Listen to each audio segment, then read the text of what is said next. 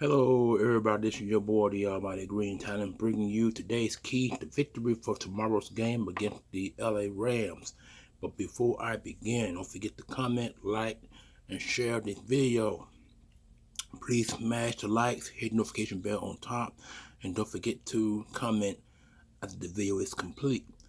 Alright, here we go. Let's jump right into tomorrow's game. Okay, the Eagles play tomorrow night, Sunday Night Football, against the LA Rams in LA. Normally I would go with the offense, but not today. Today the video is strictly based on defense. Yeah, I'm a defensive-minded guy, but I got to stick to where my heart's at. And here's where it begins.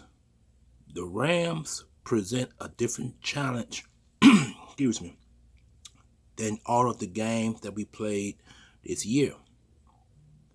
We thought the Bengals were going to be a challenging game, but the Bengals only had one receiver playing. T. Higgins wasn't playing in that Bengals game.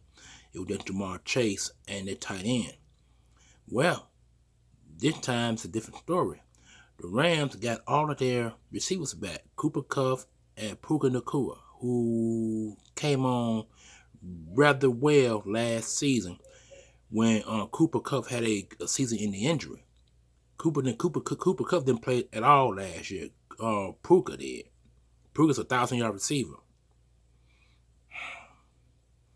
And now this year, Cooper Kupp came back because Puka played most of the season. Now Cooper's back. And so now they got both of their top wideouts in the league.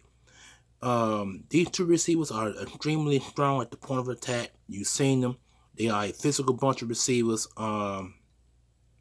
These two guys pose a different challenge. Not just the route running. It's the catching of the ball.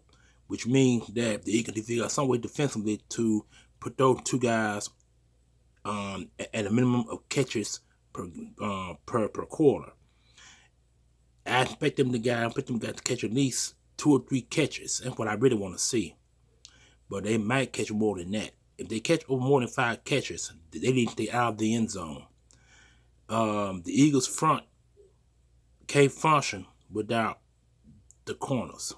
I'm talking about Quinion. I'm talking about Cooper. I'm talking about CD. I'm talking about Slay.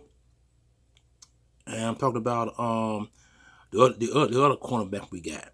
And not to mention the linebackers, which is what is his name? Damn, I kept thinking of them guys. Damn, I'm so starstruck that this gonna be a very good, difficult game defensively for the Eagles to play. Oh yeah, what's it? Kobe Dean and Zach Bond. There we go. All right, now since that's out in the open, those guys, those front, the back 7, got to hold the ground. Got to hold the ground for the front 4 to get in. Jaden Carter last time, had a very good game against the Rams and beat them in LA and won the game 23 to 10, 15, something like that. The Rams didn't win the game, we did. Because the Eagles came at them very strong defensively. Well, this is a different defensive bunch, a different defensive scheme. Overall, because last time the Eagles played the Rams, the defense was ran by the other defensive coordinator who the Eagles decided to demote late in the season and didn't do much when that went down. What's his name? Sean Desai. They had Sean Desai last year. Sean Desai was demoted. But Sean Desai had, you know what? That was Sean Desai's best defensive play calling was that Rams game. That was his best defensive play calling. But we're not going to talk about Sean Desai or the past we're sticking to right now. But I'm just giving you reference of what happened last year when the Eagles did play the Rams. And it was in LA. So, we're back in LA again on the road. It's a different type of Rams team offensively. I mentioned Puka Nacua and I mentioned Cooper Kupp. Those are the Rams' two top pass catchers in this game. The Eagles are going to be without one of that pass catching. That's Devontae Smith, who's going to be out with a hamstring injury. He tried to practice through the last few days, didn't work out for him, so he will not be in this game come Sunday night. So I expect number 11 AJ Brown to see a lot of double coverages roll his way. That's what I really expect.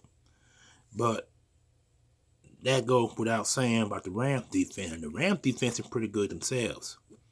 They got 3 top pass rushers, including the rookie Fisk, who is one of who I just found out is one of the top 5 pressure defensive tackles in the game. He's a rookie from Florida. I remember he's from Florida State. He got from Florida State.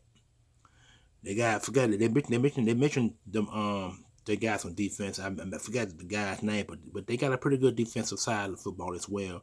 Linebackers not so sure. Secondary not so sure because I just found out that the Rams do allow passes, but not too many runs. So Barkley might not have a good game against this Rams team. I'm not gonna be honest with you on that, unless he catch the ball out of the backfield.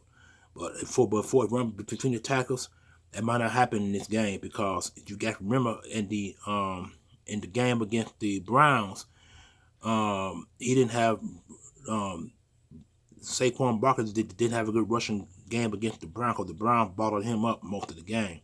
But they were able to pass on their defense, but not run. So this goes back to the defense again with the Eagles. The Eagles Eagles are good at the run and good against the pass. And they're going to figure out some way to contain Puka and Kupp. That's where it is. But these two guys present a different challenge because they're physical at the point of attack. Puka plays in the slot. Cooper plays on the outside. But I think Cooper can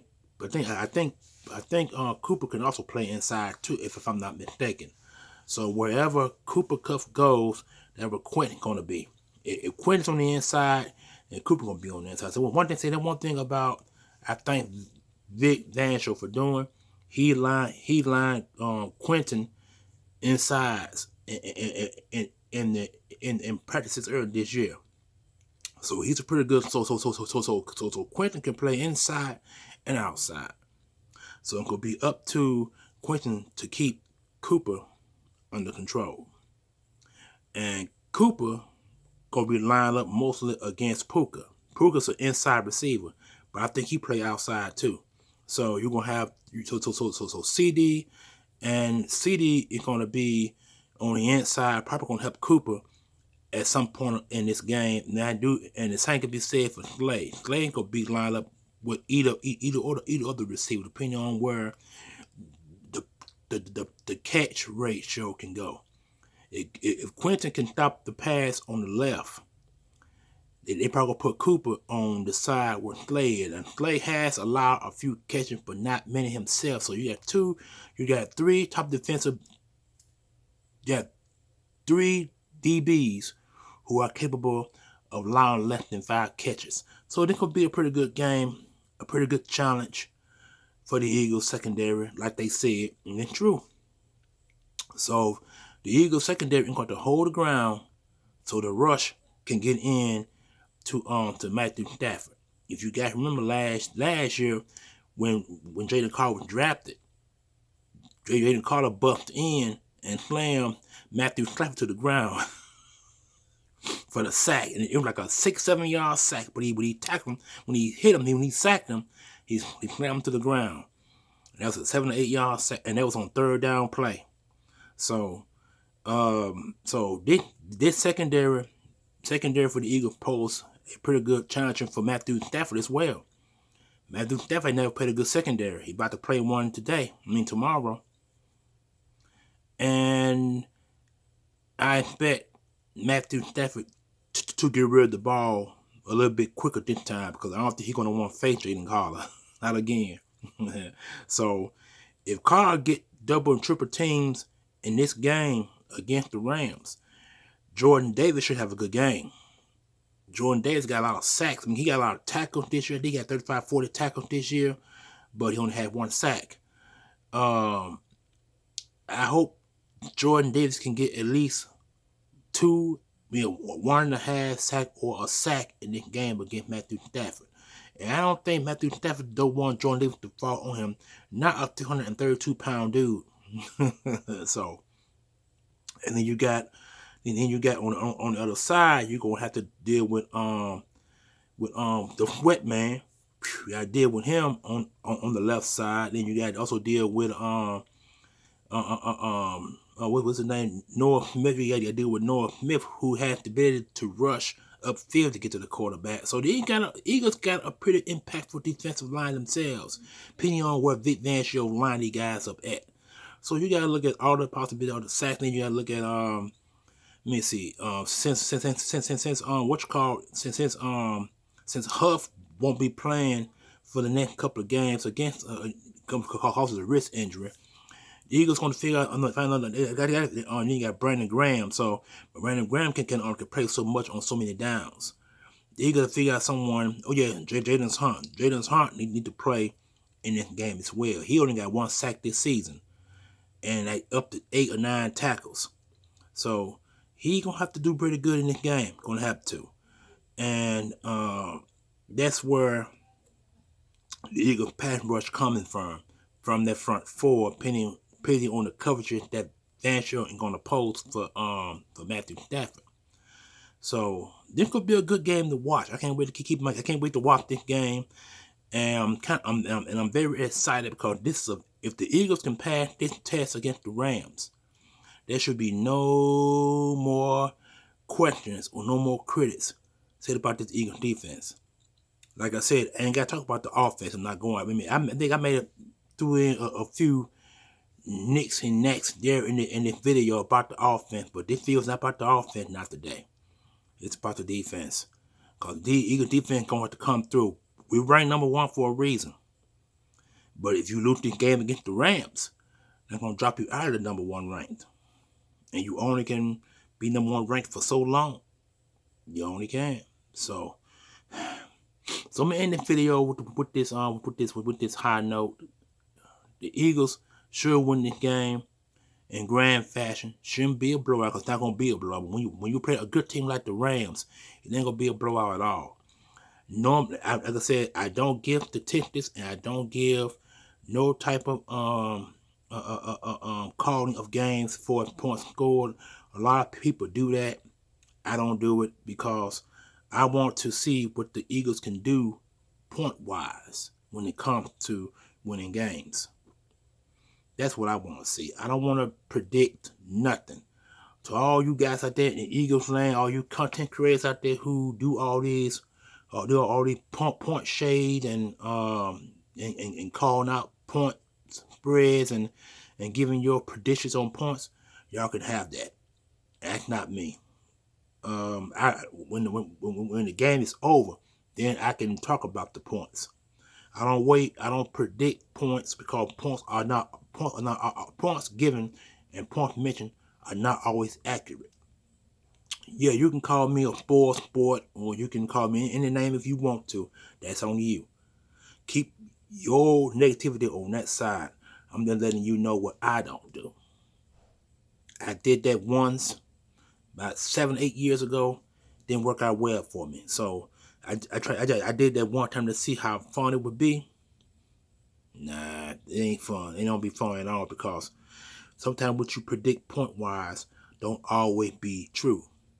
So, if you find fun in there, I'm quite sure it's fun to you guys, but it ain't fun to me. So I don't do that. I wait until the points are done on the field before I predict the points and say it on video if win, lose, or draw. That's what I do. So anyway, that's what I want to put out there. I hope you guys enjoyed this video. Don't forget to comment, like, share, subscribe to the video. Notification bell on top. And I am the Almighty Green Talents. This is my keys to victory. Defense, defense, defense. And that's what the video is about. And I am out of here. Enjoy your Saturday because Sunday night is going to be what it's all about. The big, bright night lights in LA. Think about it, folks. Or Eagles Nation. Gotta go. Peace.